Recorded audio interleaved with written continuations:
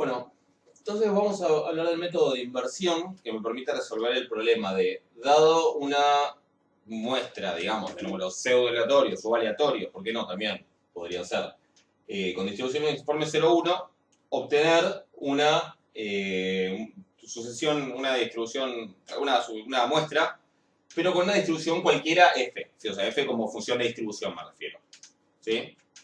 Yo voy a enunciar el teorema y dar la demostración para el caso en que f es una función inversible, que debería ser en todo el dominio una función estrictamente creciente. Por ejemplo, la de la normal podría ser, ¿sí? La función de distribución de la normal, la que está en la tabla de la normal, podría funcionar. Pero en realidad es mucho más general y después vamos a extenderlo. Pero para que vean más o menos la cuentita que está por detrás, sí voy a hacer la cuenta para el caso en que f es realmente una función inversible, no hay que definir con ningún detalle. Después veamos los casos con un poco más de detalle, ¿sí? Entonces, el teorema lo que dice es que si u es una variable aleatoria con distribución uniforme 0,1, pongamos algo así para que se diferencie, con distribución uniforme 0,1, y f es una función de distribución que tiene inversa, que es la función inversa, o sea que tiene que ser estrictamente creciente. La inversa obviamente va a tener como dominio el intervalo, piensen que f va de los reales en el 0,1, ¿sí? La inversa va a tener dominio del 0,1 a cada elemento del 0,1, que son los posibles valores que toma la variable uniforme, y les va a asignar un número real, ¿sí? Bueno, si es inversible, entonces la variable x definida como f a la menos 1 de u, es decir, la función inversa de f compuesta con u, sigue la distribución f exactamente. Es decir, si yo tengo una distribución f, ¿cómo hago para, a partir del uniforme 0,1, generarme algo con esa distribución? Le aplico la función inversa de la función de distribución a los números generados con la distribución uniforme 0,1. Esa sería la cuenta. Vamos a ver la demostración, que es, hay que hacer la cuenta, y usar la definición de que es la inversa. Básicamente lo que nosotros queremos ver es cuál es la función de distribución de la variable aleatoria x, ¿sí? Entonces vamos a ver la función de distribución en t. ¿Qué es la función de distribución en t? Definición, probabilidad de que x sea menor o igual a t. ¿Qué es x? X es f a la menos 1 de u. Si quieren, les pongan pausa y piensen ustedes a ver si ven hacia dónde va esto. Pero si no lo hago, esto es la probabilidad de que f a la menos 1 de u, entonces, que es la x, como la definí, sea menor o igual a t. Y ahora, como esta es la inversa, ¿sí? Y como la inversa es una función creciente, si quieren yo puedo aplicar f de los dos lados, ¿sí? Si esto es menor o igual a esto, f de todo esto es menor o igual a f de esto. Y entonces, esto es igual, lo voy a escribir.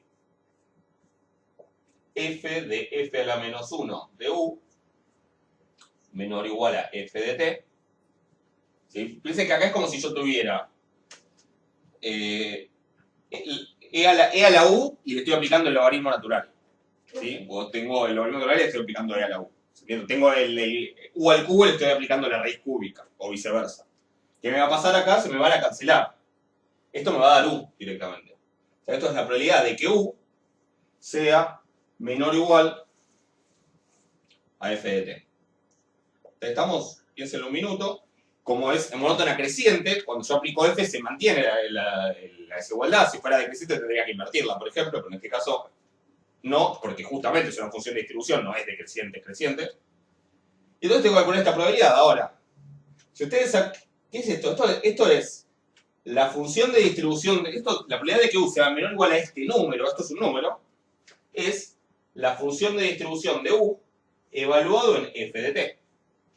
Si ustedes se acuerdan cómo era la función de distribución de una uniforme 0,1, u es un uniforme 0,1, la función de distribución de u es, de u en t, es 0 para los menores a 0, para los mayores iguales a 1 es 1, ¿sí? Pero esto va a tomar, este f de t es algo entre 0 y 1, y ahí básicamente lo que voy a tomar era t, ¿sí? Era como la línea que unía el 0, 0 con el 1, 1, ¿sí? Traten de recordar eso. Entonces cuando le aplico, cuando acá adentro meto f de t, me queda f de t. Piénsenlo un poquito. O sea, la función es la función identidad, si quieren, en el intervalo que interesa. Entonces estoy diciendo que la función de distribución de x es f, como queríamos probar. O sea, x tiene la distribución dada por esta función de distribución, que puede ser cualquiera, puede ser la de una normal, la de una Cauchy, la de lo que sea. Y de hecho, con ajustes, para saber qué elegir en cada caso, se puede esto generalizar a otras situaciones, incluso a discretas y cosas por el estilo. Acá tendría que ser continua, pero digamos, se podría generalizar a cosas discretas y todo, y después vamos a ir viendo. ¿Ok? Pero esta sería como la idea básica del teorema de inversión. Vamos a ver un ejemplo en el que valga esto, y después vemos cómo después vamos a tratar de explicar por qué funciona y generalizarlo. ¿Ok? Vamos a hacer un ejemplo con la distribución de Laplace, de parámetro lambda. Sí, es conocido. Lambda es conocido, pero bueno, para un lambda genérico. ¿Sí? Yo tengo mis U que son uniformes 0, 1, y quiero, a partir de esas U, ¿sí? Tengo mis U sub I, quiero obtener mis XY con distribución de Laplace de parámetro lambda. Recordemos un poco, puse a propósito para que sea una medio molesta de hacer algunas cuentas para que, nada, para molestar y que no se asusten después con las cuentas en otros casos. Lo que sabemos de la distribución de Laplace, ¿sí? Era que la densidad era, si mal no recuerdo, lambda sobre 2 por e a la menos módulo, a la menos lambda, módulo de x, ¿sí? Donde lambda es un número positivo, ¿no? Y entonces, esto valía en todos casos. Que dicho de otra manera, como decir que es lambda sobre 2 por e a la lambda por x para los x negativos y lambda sobre 2 por e a la menos lambda por x para los x mayores a 0, o igual lo pongo donde sea. ¿Sí? Lo primero que necesitamos entonces es la función de distribución, según lo que vimos recién. La función de distribución en t es la integral desde menos infinito hasta t de la densidad. Esa densidad que es esta, y entonces lo que yo necesito saber es si estoy integrando hasta un t negativo o hasta un t positivo. Si estoy integrando hasta un t negativo, vamos a hacer ese caso primero, simplemente puedo poner que integro desde menos infinito hasta t. Y t es un número negativo, y en todo ese intervalo desde menos infinito hasta t, la densidad es lambda sobre 2 por e a la lambda x. Integro, una primitiva de esto va a ser un medio a la lambda x. Chequemos, la derivada de esto es un medio por la lambda x por lambda, o sea que está bien, es lo mismo. Eso lo evalúo entre t y menos infinito.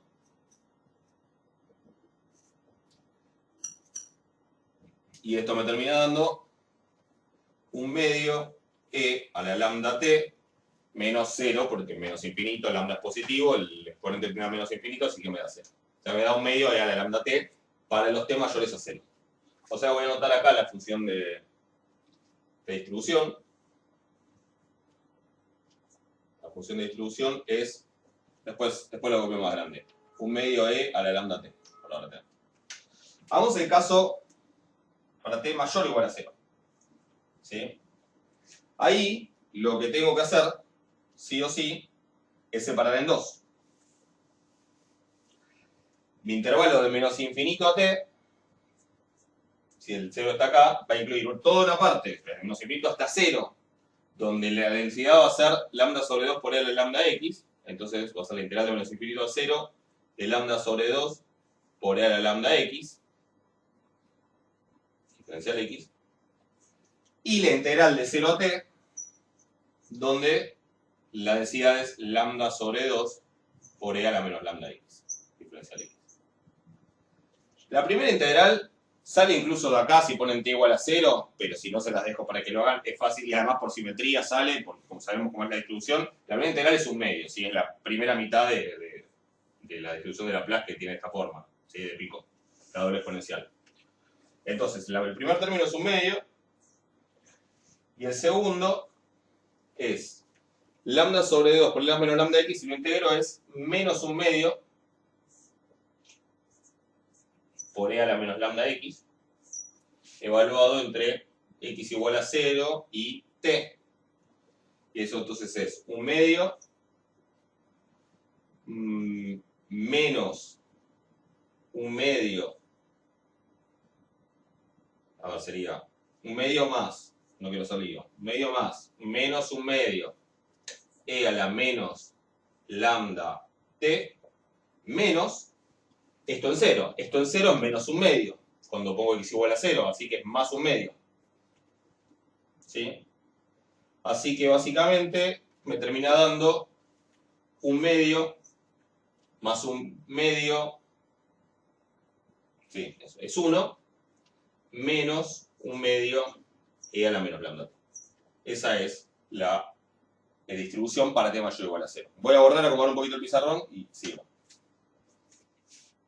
Bueno, esa sería la función de distribución que encontramos, ¿sí? Es una función partida. ¿Sí? Para los t menores a 0 es 1 medio de la lambda t, la función de distribución de la Laplace.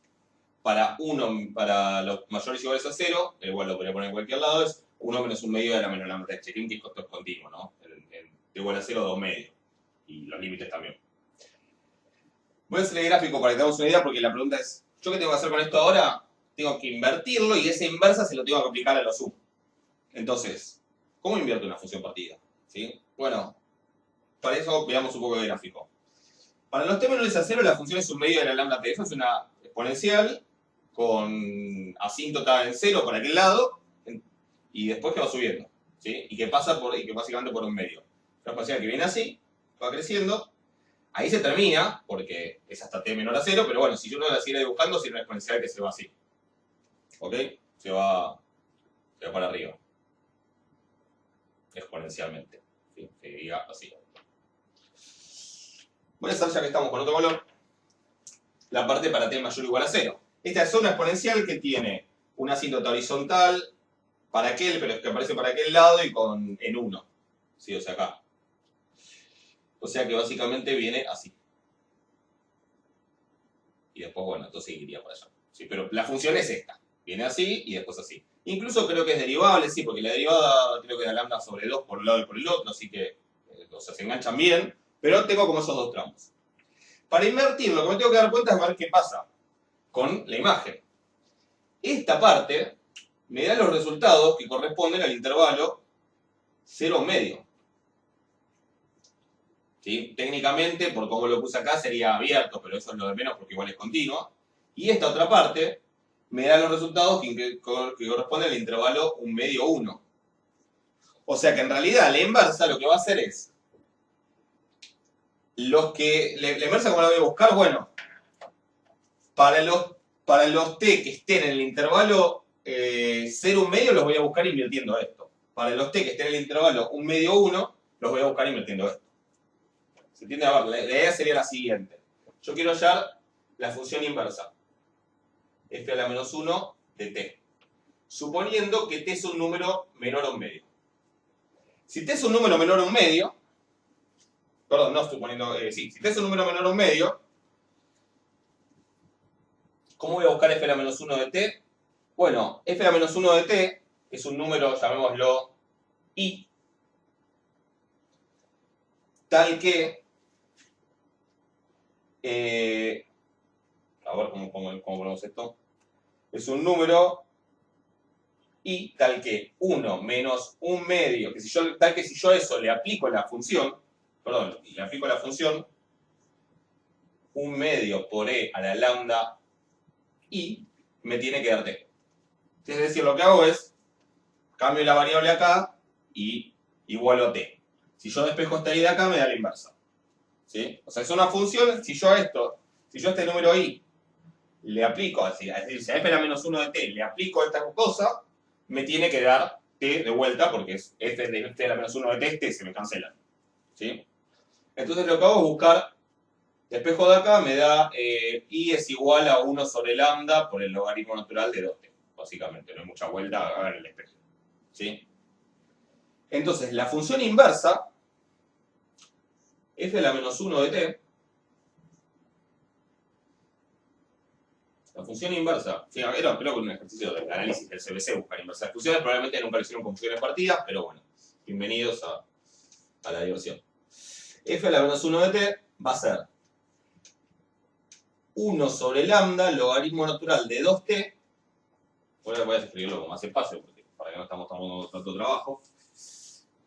F a la menos 1 de t es 1 sobre lambda por logaritmo natural de 2t para t igual, para t menor a un medio. Sí, básicamente para t mayor o igual a 0, pero van a ser números mayores o iguales a 0, porque se lo voy a aplicar al uniforme 0,1, pero para t entre 0 y un medio. ¿Sí? Igual para t mayor a 0, porque si no, no tiene sentido el logaritmo mayor estricto. Y voy a tener después, para los t mayores o iguales a un medio, f a la menos 1 de t va a ser un número i que si yo le aplico esto, me da t. Es decir, tal que 1 menos un medio e a la menos lambda i es igual a t. Este despeje, hagámoslo con un poco más de cuidado, pero básicamente sería, si paso el t para allá y esto para acá, me queda 1 menos t igual un medio por e a la menos lambda i. Paso el 2 por 1 menos t, o 2 menos 2t, como lo quieran escribir, es e a la menos lambda i. Ahora me va a quedar el logaritmo, y menos 1 sobre lambda. ¿Sí? O sea, va a ser menos 1 sobre lambda, logaritmo natural de 2 por 1 menos t, igual a i. O sea que esa es la función que tengo que aplicar cuando se lo aplico a un número que es mayor a un medio, o mayor o igual a un medio. Esto es recontinuo, así que debería ser continuo también. En un medio debería dar lo mismo que hay acá. Chequen que en un medio, de hecho, da 0, porque 2 por un medio, 1, logaritmo de 1 va a dar 0, y 1 menos un medio, por 2 es 1, así que el logaritmo de 1 también da 0. O sea que igual el donde ponga el igual acá no importa, pero bueno, vamos a ser coherentes. Es mayor o igual a un medio, menor a 1. ¿Ok? Entonces, básicamente ahora que tengo la función, ¿cómo haría? Bueno, si yo tuviera, no sé, una lista de números, esto guardado en un vector de R, por ejemplo, que fueran 0.2358 zaraza, 0.7322, no sé qué, y así sigo. A ese vector que le tengo que hacer, bueno, al 0.2358 le tengo que aplicar, como es un número entre 0 y un medio, le tengo que aplicar esto. Le tengo que hacer, supongamos que tengo un valor de lambda, si lambda fuera, no sé, lambda igual a 3, va a ser 1 un tercio por logaritmo natural de 2 por esto. Eso me va a dar un nuevo número. Al 0.7322, ¿qué le tendría que aplicar? Bueno, como 0.732 es un número entre un medio y 1, le tendría que aplicar esta cuenta. ¿Sí? Con el valor de lambda que correspondiera. Los y las y les invito a que traten de implementarlo en R para algún valor de lambda, para lambda igual a 3. ¿Sí? Si quieren, yo todavía no saqué el video sobre las funciones, pero si quieren hasta pueden hacer una función, pues no importa, como diferente para diferentes valores de lambda, pero no importa. Y pueden generar, a partir de un uniforme 0,1, números pseudo aleatorios con distribución de Laplace con el parámetro lambda que les plazca. Malísimo el chiste.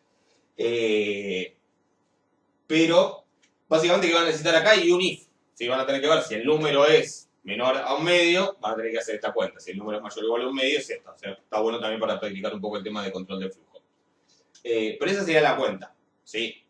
En este caso la función era inversible, era estrictamente monótona en todos los números reales. Ahora vamos a tratar de entender un poco por qué funciona y ver cómo se hace en otros casos. ¿Sí? Pero la idea básicamente es esa. Así que bueno, vamos a ver otros ejemplitos y vamos a ver después el caso general para variables discretas y para variables... y después, en general, como los números que se generan siempre son estrictamente entre 0 y 1, pero esto sí lo quería comentar antes de pasar. Como son en general estrictamente entre 0 y 1, cuando las funciones son continuas y son estrictamente monótonas en el soporte, ya no necesariamente en los reales, ahí no hay problema porque básicamente lo que yo voy a tener es tal vez una función que es, qué sé yo, piensen en una beta, vale 0 hasta el 0, a partir de ahí tiene cierta forma, y va hasta el 1, y a partir del 1 vale 1. Pero como el 1 y el 0 no ocurren nunca en los generadores estos, ¿sí? En realidad, lo importante es que el intervalo 0,1 abierto es estrictamente monótono, o sea que yo lo invierto en el intervalo 0,1 y lo aplico. también sin ningún problema. O sea, si esto es la función raíz cuadrada de t, o algo por raíz cuadrada de t, bueno, invierto esa función y se la aplico a los números entre 0 y 1 y funciona igual. Qué bien. El problema es cuando, por ejemplo, en algún intervalo, en algún número de acá, sí tengo una parte donde la función se queda quieta. Y en particular, un caso donde pasa eso, obviamente es en las variables aleatorias discretas. ¿Sí? En las variables aleatorias discretas tengo saltos, de hecho. ¿Sí? Ni siquiera tengo continuidad y no tengo una función inversa. Existe como una especie inversa generalizada, que ahora podemos mencionar, pero vamos a ver en realidad cuál es el procedimiento que se hace en las inversas, que es bastante sencillo. ¿Sí? Y vamos a ver por qué funciona. Pero antes vamos a hacer unos grafiquitos para entender por qué todo esto tiene sentido intuitivo, más allá de que las cuentas dan, porque el teorema lo demuestra. ¿Sí? Vamos a tratar de ver un ejemplo, es un dibujo hecho así nomás en realidad, donde lo que yo dibujé es una densidad, cualquiera, y como que le superpuse la función de distribución. Podrían estar a diferentes escalas, la verdad que la densidad a lo mejor, en realidad acá, a lo mejor en vez de valer cerca de 1, vale 1000 o vale 0, algo, no sé. Eso depende de la escala de los valores de x. Eso no es lo que me importa acá. Sí, lo que me importa es mostrar que la relación obvia que hay entre la densidad y la distribución, como la derivada de la distribución es la densidad, es que los puntos donde de mayor densidad, o sea, los valores de x de mayor densidad, como corresponden también con los de más rápido crecimiento de la distribución, donde la pendiente de f grande es mayor. ¿Sí? F grande es más chata en las zonas, en esta zona o en esta zona, donde la densidad es más baja. ¿Sí? Y eso tiene que ver con el hecho de que la derivada de esto es esto. ¿Ok? O esto en alguna escala. Pero digamos, donde tengo más densidad, crece más rápido la distribución. Para ver cuál es el efecto de aplicarle la inversa de f a un conjunto uniforme de puntos. Yo acá marqué un montón de puntos espaciados entre comillas, que obviamente cuando uno toma una uniforme no me quedan puntos espaciados, pero para llevarlo a un extremo, digamos, para entender la geometría de esto, los puse aproximadamente espaciados, porque estarían como distribuidos en forma uniforme. No uniforme aleatoria, pero uniforme en el sentido de espaciados. Entonces, ¿qué pasa? Yo voy agarrando estos puntos y les aplico la inversa de la función de distribución. ¿Qué sería aplicarle la inversa de f? Sería ver cuál es el f que me generó este punto.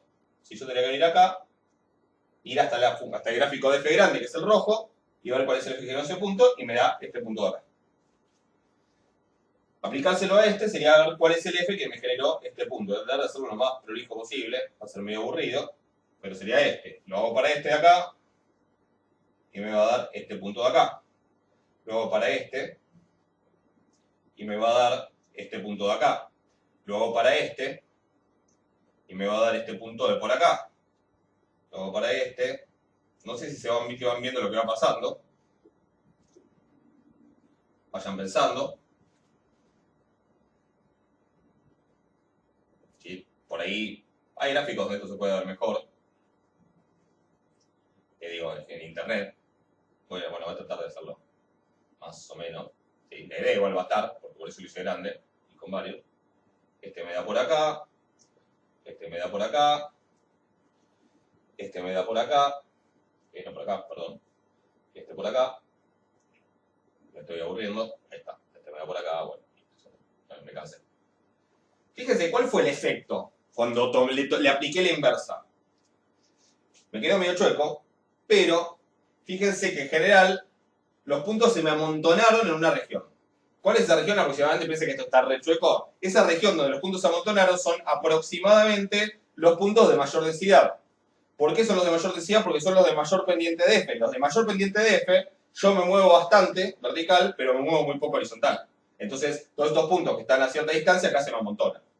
En los puntos de menor pendiente, dos puntos de pendiente muy chica, dos puntos que están muy cerca se me separan un montón. Y eso pasa en los puntos donde la densidad más baja.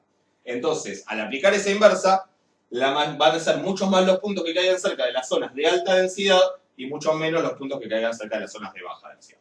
¿Sí? Esa es un poco la filosofía geométrica detrás de esto, de por qué funciona. ¿Sí? El detalle es que hago cuando yo tengo una distribución que en algún punto se queda quieta. ¿Sí? ¿Qué pasa si yo tengo, por ejemplo, una distribución que tuviera el soporte desconexo en dos partes? Es decir, que venga así, la función de distribución, que crezca, que se quede quieto y que después crezca de vuelta hasta 1 y se listo. ¿Sí? En ese caso, yo puedo invertir este pedacito y puedo invertir este pedacito, pero esto no tiene inversa. Y la pregunta es, entonces, si me toca este valor, yo le asigno este. Si me toca este valor, le asigno este. ¿Sí? O sea, para cierto grupo van a caer en esta zona, en esta parte del soporte, para cierto grupo van a caer en esta parte. Y si me toca justo este, ¿qué le asigno? Y le pregunto a ustedes, ¿qué harían? Y si es un problema eso. Pausa. Vuelva. Bueno, la respuesta es le asigno lo que sea. ¿Sí? Le asigno lo que sea y teóricamente no es un problema. ¿Por qué? Porque la probabilidad de que una uniforme 0,1 tome exactamente este valor es 0. Puede pasar, obviamente, después, cuando yo genero, no son uniformes 0,1 continuos. En realidad hay un grado de discreticidad, no sé cómo se dice. ¿Sí? Entonces podría llegar a quedar justo en ese valor. Bueno, pongámosle que pueda pasar. No importa, va a ser 1 que le pase eso. ¿Sí? 2 entre millones. O sea que de última, eso no me va a afectar. La manera de resolver el problema de cuando cae justo sobre una de esas es le asigno lo que sea. ¿Estamos de acuerdo? Esa sería la solución a este problema de la no inversibilidad. ¿Sí? Yo invierto en las partes que se puede y en el resto, las partes donde no, ahí bueno, si me cae acá, lo mando o a este punto o lo mando a este punto. O teóricamente lo podría mandar uno del medio, pero como yo quiero que el soporte sea esto unión esto, lo mandaría a este punto o a este punto. Esa sería mi recomendación. O si quieren, generaría un número aleatorio y con probabilidad de un medio, tiraría uno y con probabilidad de un medio al otro. ¿Sí? Pero no va a ser un problema grave eso a la hora de armarme la distribución que yo quiero. ¿Sí? Piensen que este problema en particular lo tengo en las discretas, donde no solamente tengo cosas así, sino que además hay saltos. Entonces vamos a ver cuál es el efecto de esos saltos y cómo este mismo mecanismo me permite generar discretas. Vamos a verlo gráficamente y después lo escribimos. ¿Sí? Bueno, entonces, ¿qué vamos a ver en el caso discreto? Si yo acá dibujé una función de distribución, esta sería la función de distribución de una variable aleatoria x discreta, obviamente, por esta forma. Y en este caso sería una variable con un rango finito. ¿Sí? El rango de x acá sería x1, x2, x3. Son esos tres valores. Y sabemos que las probabilidades puntuales vienen dadas por el tamaño de los saltos, ¿no? O sea, la probabilidad de x1 equivale a esta distancia. Esta distancia es la probabilidad de x1. Este salto, esta distancia es la probabilidad puntual en x2 y esta distancia es la probabilidad puntual en x3. Entonces, ¿cómo se toma la inversa acá? ¿Cómo funcionaría esta idea de tomar la inversa? Bueno, todo esto se puede escribir, se puede definir una función inversa generalizada, pero lo más sencillo acá es, para entenderlo, es verlo gráficamente. ¿Qué voy a hacer yo si, cuando tomo un número, digamos, una variable aleatoria uniforme 0,1, que va a dar precisamente un valor entre 0 y 1, ¿qué pasa si el valor cae acá? ¿Sí? Si yo tengo este valor. Bueno, si cae ahí, básicamente la inversa va a ser este punto. ¿Sí? Porque bueno, justo antes está, digamos, más que x1 ya vale más que este valor. Y menos, o sea, para decir, este valor sería, llamémoslo u1. ¿Sí? Si yo evalúo la función de distribución en x, en algo anterior a x1, en algo anterior a x1 me da menos que 1. Me da 0, ¿no? Esto da menos que 1 si x es más chico que x1 y da más que 1 si x es más grande que x1. ¿Sí? Y de hecho si x es mayor o igual. O sea que el cambio, el quiebre de que la función esté valiendo menos que 1 y pase a valer más que 1, se da justo en el lugar x1. Por eso lo correcto es, lo que correspondería en ese caso es que cuando, para un valor que está acá, el valor que le asigno es 1. ¿Entiendes? Entre comillas lo voy a poner, porque no voy a definir el concepto de función inversa generalizada, pero f a la menos 1 de u1, en este caso sería x1. ¿Sí? ¿Qué pasa si u2, no voy a hacer el coincida porque no tiene que coincidir, ¿qué pasa si u2 cae acá, muy cerca del 1? Bueno, de vuelta. el punto donde justo cambia estar por debajo y por encima de ese valor es justo el x3. O sea que yo voy a definir que f a la menos 1 de u2 es x3. Es decir, el valor que le voy a asignar a los valores que caigan acá es x3. Al que le voy a asignar como inversa a los que caen entre 0 y, bueno, y este valor de acá, que sería la probabilidad de x1, le asigno el x1.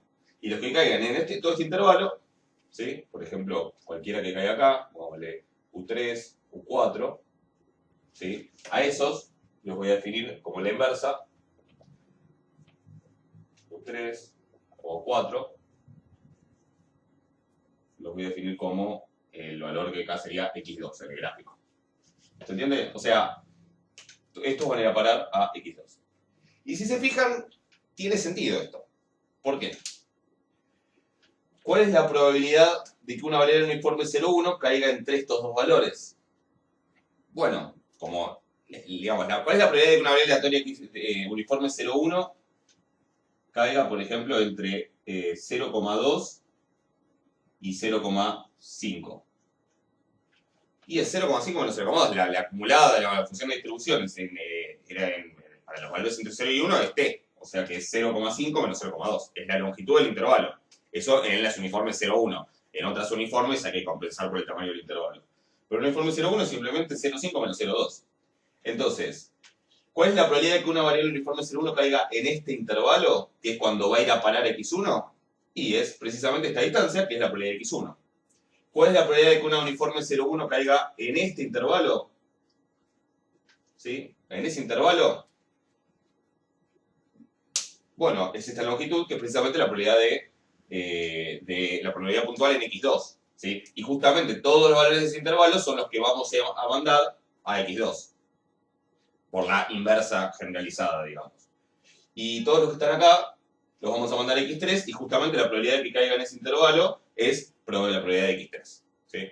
O sea que en realidad lo que tengo que hacer es ver los valores de la función de distribución, tomarlos como los límites de los intervalos en los que si cae en uno, asigno una cosa, si cae en otro, asigno otra. O sea, la asignación que tendría que hacer sería la siguiente.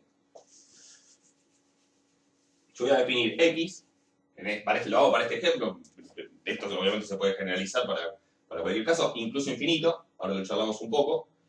Yo voy a hacer que x sea, ¿sí? x1, x2 o x3. Esto digo, x definido como función de u, ¿no?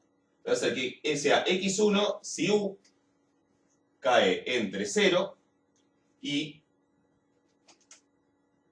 este valor, que sería básicamente f en todo este intervalo, en particular es f de x1. ¿Sí? Después podemos hacer que sea x2 si cae en este intervalo, es decir, si cae entre f de x1, bueno, f de x sería, entre f de x1 y f de x2. Y si cae entre f de x2, que sería este valor, y f de x3, que ya es 1, en este caso llego al 1, en otros casos, si el rango fuera infinito, en ese caso no llegaría al 1, y entre f de x3, que en este caso es 1, le asigno x3. Obviamente los iguales acá se pueden poner en donde quiera, ¿sí? En general lo más razonable es hacerlo mediante alguna lógica coherente, de bueno, siempre de un lado, siempre del otro, pero técnicamente sabemos que la probabilidad de que caiga exactamente en un lugar es 0. ¿Sí?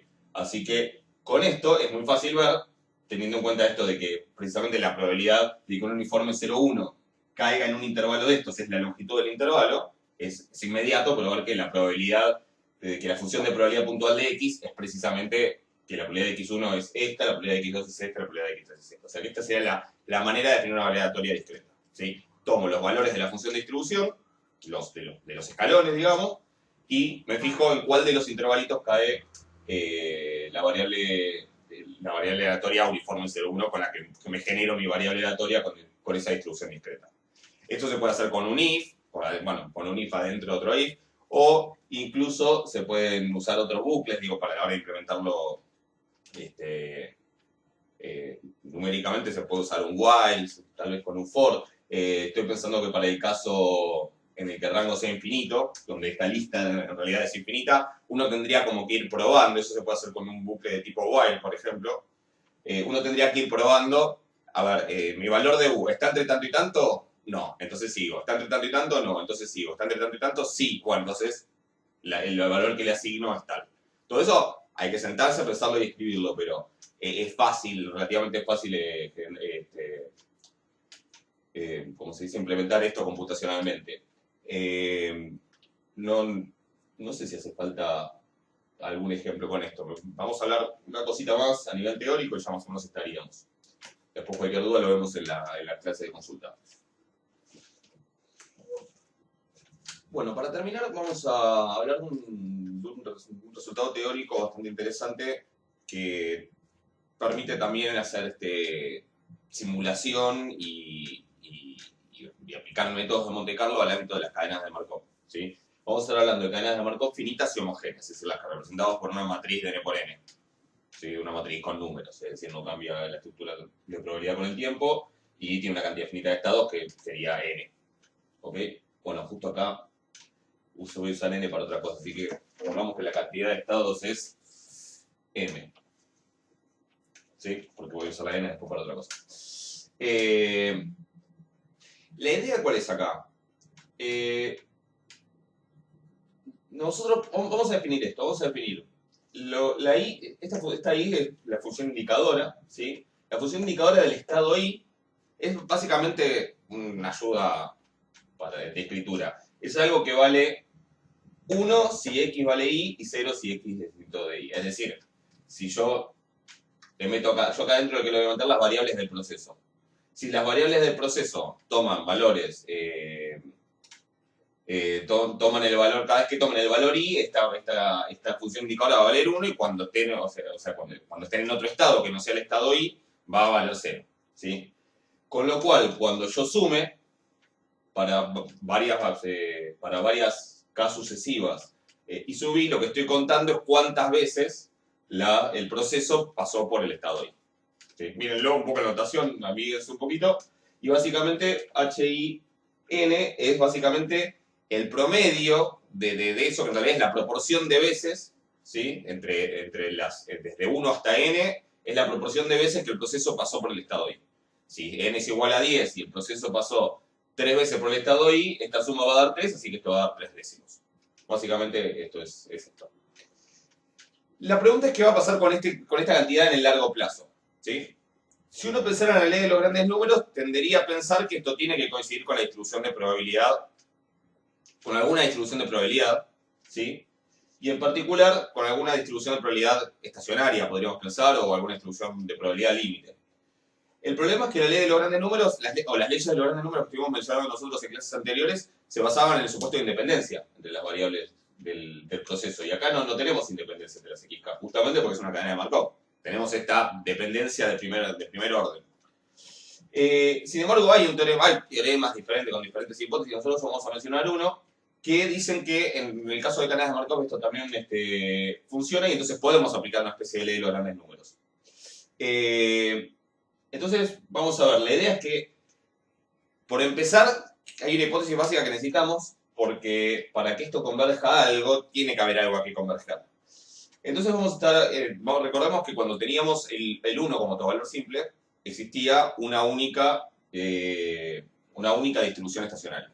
¿Sí? Existe, digamos, el autoespacio asociado al 1 tiene dimensión 1, por los teoremas de Perron y de Frobenius, eso existe una manera de elegir eso con todos los, o sea, tienen todos el mismo signo, o por lo menos no hay signos cambiados, y al dividir por la suma de las componentes, eso me da una distribución de probabilidad. En este caso lo que tenemos son lo que se llama una cadena irreducible, ¿sí? Y básicamente el teorema lo que me dice es qué pasa para distribuciones, para cadenas irreducibles. El teorema lo que me dice es que si la cadena, bajo todas las condiciones anteriores, ¿no? Bajo todas las condiciones anteriores, si la cadena es irreducible con único estado estacionario con única distribución estacionaria. Con única distribución estacionaria. Pi, ¿sí? Si la cadena es irreducible, hay una sola distribución estacionaria y un único autovector asociado al 1, que además es una distribución. Entonces, lo que garantiza el teorema básicamente lo que se llama la ley de los grandes números, lo que dice arriba, ley de los grandes números para cadenas de Markov, es que entonces HIN, ¿sí? Que es el promedio, la proporción desde 1 hasta n, la proporción de veces que la cadena pasa por el estado I, a medida que n tiende a infinito, esto converge en probabilidad a I sub I, es decir, al elemento, a la probabilidad del estado I en la distribución estacionaria. ¿Sí? Es decir, que lo que esto me dice es que puedo usar simulación para estimar una distribución estacionaria, en vez de calcularla. ¿Sí? En la guía van a tener algún ejercicio con una cadena muy básica de 2×2, de simularla y también de calcular pues, teóricamente, analíticamente, cuál es la distribución estacionaria. Y la idea es que si es una cadena muy larga, el porcentaje, la intervención de esto es que el porcentaje de tiempo, ¿sí? A lo largo de una sola realización de la cadena, ¿sí? Piensen que esto es una sola realización. El porcentaje de tiempo que la cadena pasa en el estado I es la probabilidad del estado I en la distribución estacionaria. Eso es lo que dice básicamente la ley de los grandes números para cadenas de Markov.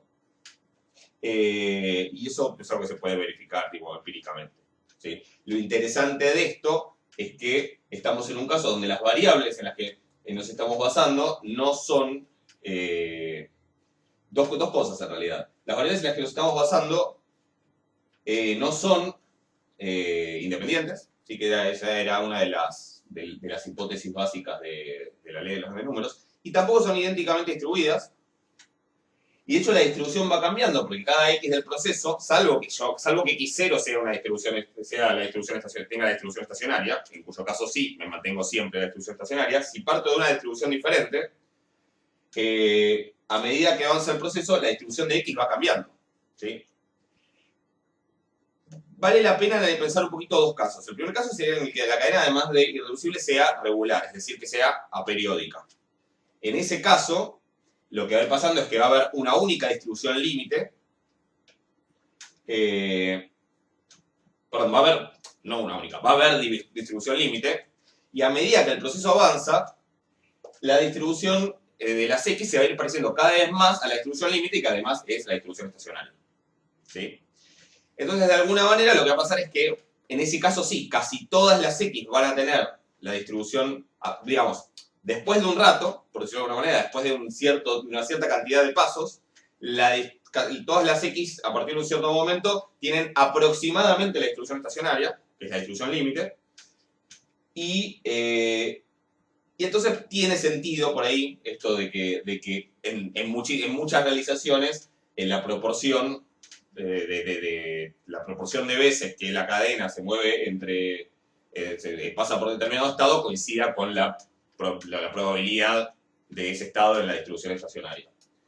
De hecho, muchas veces cuando se hace simulación con cadenas de Markov, o incluso con lo que se llaman cadenas de Markov de mayor orden, cuando las probabilidades son de mayor distancia, como por ejemplo cuando vemos después en los procesos ARMA, es lo que se llama el burn-in, que es como el quemado inicial del proceso. Es como yo arranco desde una distribución cualquiera, que no sé si no necesariamente es la distribución estacionaria, lo que termina pasando es que, bueno, al principio es como que pasa un cierto tiempo hasta que la distribución se parece bastante a la distribución límite. Entonces es muy común en ese tipo de simulaciones, cuando uno trabaja con cadenas de Markov, generar una simulación bastante larga y un pedazo del principio cortarlo, ¿sí? Para que básicamente eso no genere ruido. De todas maneras, el teorema vale contando desde 1, porque a la larga, en el infinito, digamos, como esto va al infinito, en una simulación muy, muy larga, ese burn-in, ese periodo en el cual la cadena se está todavía acomodando a la distribución límite, como que va perdiendo peso entre el total. Pero, de todas maneras, para ayudar a sacar eso, muchas veces lo que se hace en esas simulaciones es, no sé, generar una cadena de tamaño 10.000 y los primeros 1000 los saco, ¿sí? ¿Cuánto hace falta sacar? Depende en realidad de un montón de factores, ¿sí? A lo mejor con sacar 3 estoy, a lo mejor necesito sacar 100. Pero bueno, normalmente se saca una cierta cantidad con la que uno esté seguro y cómodo de que ya las cosas se acomodan. El otro caso que vale la pena pensar un poco es el caso de una cadena que sí es reducible, pero periódica, ¿sí? En ese caso no hay distribución límite, sino que la cadena se mueve sistemáticamente a lo largo de 2 o más, según el periodo, ¿no? Según el periodo de la cadena. Estamos hablando de cadenas irreducibles, así que toda la cadena es una única clase comunicante y por lo tanto hay un único periodo. La cadena de alguna manera se mueve entre 2 o 3 o las que sean diferentes distribuciones, ¿sí? Y al principio empieza en cualquier lado y después se empiezan, cada tantos pasos, se empiezan a acomodar las distribuciones entre las que alterna el proceso a esas distribuciones, a esas diferentes distribuciones que no son distribuciones estacionarias, porque son distribuciones donde uno de un paso al otro cambia, ¿sí? Pero esas especies de distribuciones que son como sublímites, podríamos decir, como el límite, por ejemplo, de la cadena formada por los términos pares y el límite de la cadena formada por los términos impares, ¿sí? En ese caso, si la cadena hubiese empezado en la distribución estacionaria, se habría quedado quieta, pero al empezar en una que no es estacionaria, alterna entre 2, o 3, o las que sean. Sin embargo, de alguna manera, como al ser algo periódico, que pasa cada 2 o cada 3 o cada una cierta cantidad, es como que todas esas distribuciones de alguna manera se van promediando entre muchas, y también vale, incluso en el caso de que la cadena sea periódica, también termina valiendo que en el límite lo que tiende es a la distribución estacionaria, que en este caso no es la distribución límite, porque en este caso no hay distribución límite. En este caso hay como varias distribuciones límites que no son límites, pero que se alternan unas y otras, ¿sí? Y de alguna manera esta distribución estacionaria representa como el promedio de esas distribuciones límites, ¿sí? Y en ese caso también vale el teorema. Es interesante eso que el teorema para cadenas de Markov también vale para cadenas irreducibles periódicas, siempre hablando de cadenas finitas y homogéneas. Debe haber extensiones para otras situaciones. Nosotros estamos mencionando esta que está bien básica. Pero digo, lo interesante es que están todos estos casos y además, insisto, que no se está usando la independencia, que es algo que en las leyes de los grandes números, la ley fuerte y débil que habíamos mencionado en su momento, era una de las hipótesis fundamentales. ¿Ok?